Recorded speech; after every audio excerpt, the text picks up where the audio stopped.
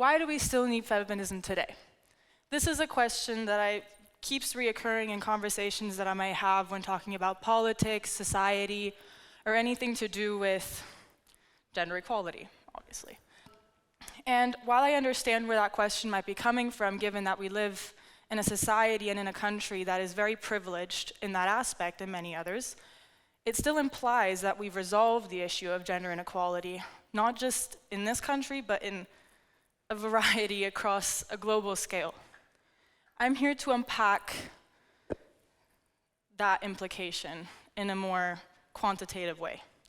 So before we start, one thing that I keep getting to and realizing whenever I'm talking about feminism is that it's become a wildly unpopular word, one that whenever I talk about it with someone, they kind of give me like an uncomfortable look. And this is largely due to the media polarizing and misconstruing the word until it suddenly becomes synonymous to man-hating. If there's one thing that you're taking away from this talk, it is that that could not be any further from the truth. Feminism, by definition, is the belief that women should be afforded equal rights in a court of law, that they should be afforded equal opportunity, no matter how or where that might be, and that they should be afforded the same respect. Thus, more than just creating dialogue and educating you on the gender inequality that prevails today, I seek to include more people in the conversation to be able to change the numbers that I'm about to show you one day. At no point in this presentation am I trying to demean or undermine the assault and violence that I know a lot of men face as well. And I'm also not trying to generalize violence to all males in society, but what I'm trying to show you is that feminism is still needed because in many parts of the world, whether that be west or east, south or north, we still have gaps between men and women that often dominate women's present lives and their futures. So on that note, I would like to start with Switzerland as a representative of a more advanced country that's first in many things, such as quality of life, medical care sometimes. Though the popular belief is that gender inequality has been solved in this country, these numbers prove very differently. Starting strong, Amnesty conducted a survey in 2024 showing that 1 in 5 women are subject to sexual violence every year, on average. 10% of the 4,995 women that were surveyed said that they had been raped. And only 8% of them said that they reported those assaults and acts of violence to any kind of authority, which presents a number of issues in of itself. Some of which are that the perpetrators can't be prosecuted, and statistical analysis like this, which is valuable to government, so they can establish the issue and change it, isn't possible. Another study found that 70% of the reported domestic violence cases in Switzerland have female victims, and 90% of sexual harassment cases also have female victims. Now, this was in 2024. These numbers are all from 2024, and while that's still striking numbers, since then there's been new legislation imposed, known as the No Means No law, that further protects victims of sexual assault and rape. Because prior to 2024, rape and sexual assault only qualified as such if the perpetrator used excessive force or threatened their victim. And as of 2024, finally, it became that anything that is non-consensual intimate relations with another individual counts as sexual assault and rape.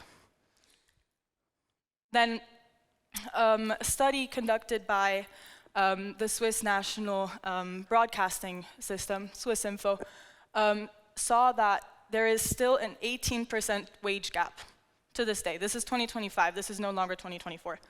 And that thus, the retirement provision for women is 34% lower than for men, which, calculated into numbers, is a pretty big amount. Another thing that the study found is that women are largely overrepresented in the low-wage sectors and highly underrepresented in management positions. The same study found that between 2004 and 2015, there were a number of discriminatory cases in court of law, and a third of those had to do with pregnancy or maternity, usually as a result of employment termination after a woman came back from leave. No other reason than that. 80% of these lawsuits were dismissed because quite often they don't hold up well in court because it's difficult to prove and follow the trace. Something that women, according to the source, quite often get asked in job interviews, and maybe some of the women in the audience can relate to this, is, can you handle this job with 2 kids? Are you looking to have kids? Or maybe even like, are you pregnant? I find that the most offensive because you're calling me fat and you're telling me that I'm not capable. But basically, those 3 questions all fall under the category of discrimination, contrary to popular belief, which is actually quite interesting because they're very normalized. The Gender Equality Act, Article 3, says that you're not allowed to give more or less opportunity to someone based on family situation, pregnancy, or whatever it may be that is listed on there. Those questions fall directly under that category. Then a journalist called Alexandre Denveux found that less than 20% of mothers with partners and children between the ages of 15 and 24 return to work full-time. Now, this is probably one of the most devastating that I've heard, because it kind of like reinforces the stereotype of a stay-at-home mom, with which there's no issue if you choose to do so, but it feeds into the narrative that that's where women belong. And the data kind of reinforces that. Now, talking about more of a global scale, I would like to talk about the countries and the women that live in the countries that are less fortunate than us, that don't have the opportunity, and for which, if I didn't convince you that we still need it in Switzerland, I hope I'll convince you that you need to be fighting for them too. Starting strong with a total of 370 million girls, 1 in 8, are subjected to rape or sexual assault before the age of 18. Think about how many girls there are below the age of 18 in the world, and then look at that number. It's a dramatic amount. Moreover, 1 in 5 women are married before the age of 18, and 1 in 4 women, 25.8%, are subjected to sexual or physical partner violence in 2024. When I read this data, I had to kind of like reset my mind and make sure that I was reading it right, and also make sure that it was legitimate. So I did a deep dive, and I found a couple of other stats on UN Women that I'd like to talk about. Femicide rates. I don't know how many of you are familiar with the concept of femicide, but femicide is the act of killing a woman based on her gender. And in 2024, 50,000 women were killed by an intimate partner or family members. And that, like, even the domestic violence accounts falls under the category of femicide. Now, this also means, calculated differently, that 137 girls and women were killed on average daily that year. And I had to do the math myself because I almost didn't believe it. That amounts to 60% of all female victims of any homicide case in that year were perpetrated by a partner or family member, someone they trusted, someone that they've maybe lived with their entire lives. Another thing that I would like to direct your attention to is female genital mutilation. And this is something that's especially prevalent in African countries, more in the northern hemisphere, where also a lot of the femicides that I was talking about before took place. So North Africa is a big concern when it comes to gender inequality because they have very poor regulations that reinforce protection on women. Sometimes there aren't even any. So female genital mutilation, also referred to as FGM, is the partial or total removal of the female external genitalia or injury to any female genital organ for non-medical reasons. Sometimes it's due to culture, but fact is, it goes against fundamental female human rights. Yet, over 230 million girls and women have undergone FGM. And 144 million of those cuttings were performed in African countries. I have like a little map here, if you will. The red countries symbolize the percentage of girls and women between the ages of 15 to 49 that have gone female genital mutilation is almost at 100%. And those are big countries. Another major part of my research that I found in the Women's UN catalog was education. Women are so far behind in education from men, especially in third world countries. Out of the 796 million illiterate people in the world, 2/3 of that are accounted for by women. And 19% of that number is accounted for by girls between the ages of 15 and 19. From that same age category, boys account for 11%. This is due to a wide range of reasons, some of which being child marriage, gender-based violence, and most often poverty. The same study found that in poor families, they usually tend to promote their boys' education more and tend to prioritize investing in their education because there's the popular belief that is usually instilled in culture that they can just marry their daughters off to be provided by another man. Now, this next piece that I found isn't exactly quantitative, but the fact remains that helping increase girls' education rates would lower child marriage rates. It would contribute to the life earnings of girls and thus contributing more widely to the economy.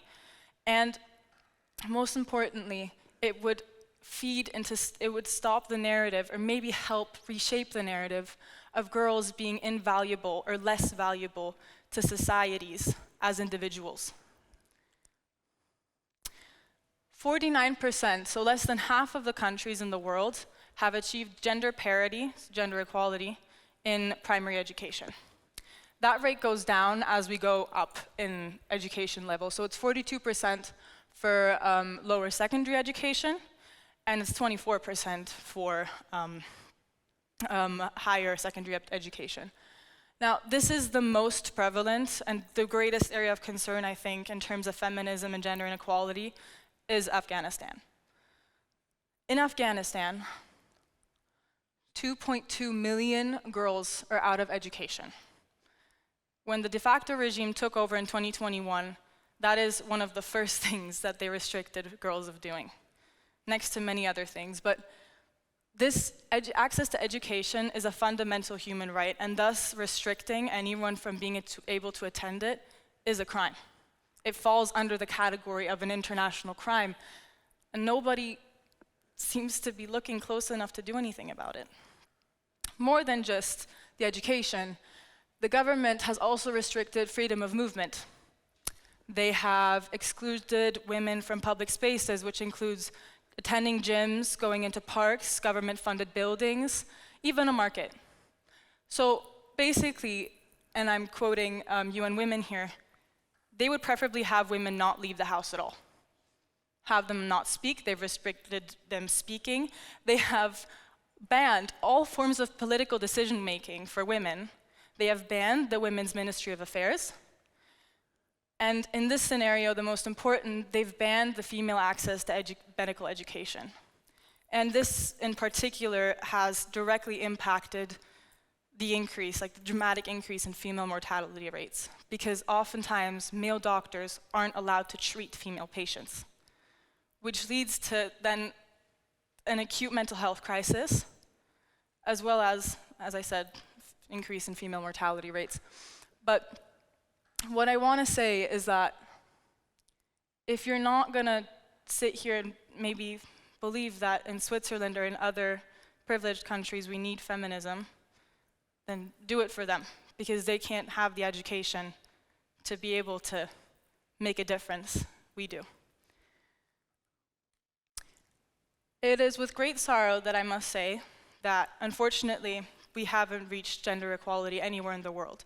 We've gotten close to it in countries such as Ireland, but no country can say that they have reached gender equality. I could sit here and stand here and list countless statistics and demographics and numbers from all corners of the world, but the fact remains that these women need our help, and that it starts by calling out misogyny when you hear it, challenging gender stereotypes when they appear, and starting to identify and clarify the true meaning of feminism so more people can engage in the conversation, especially when they're uncomfortable. Women account for 49.7% of the world's population, and yet a lot of the times, based on the evidence that I just provided, we're treated as a minority issue because it's been resolved, right? I want you to know, take away from this general picture, that that is not at all the case. There's studies that say that probably for another 123 years, we won't have reached gender equality. But we need everyone involved to be able to say that we have one day. And to end, I would like to ask you a question, particularly, again, not man-hating, but just saying. If you're a man, how would you feel if you lived in a world that wasn't designed to value you the same way, to benefit you the same way, protect you the same way, and give you the same freedom? Thank you very much.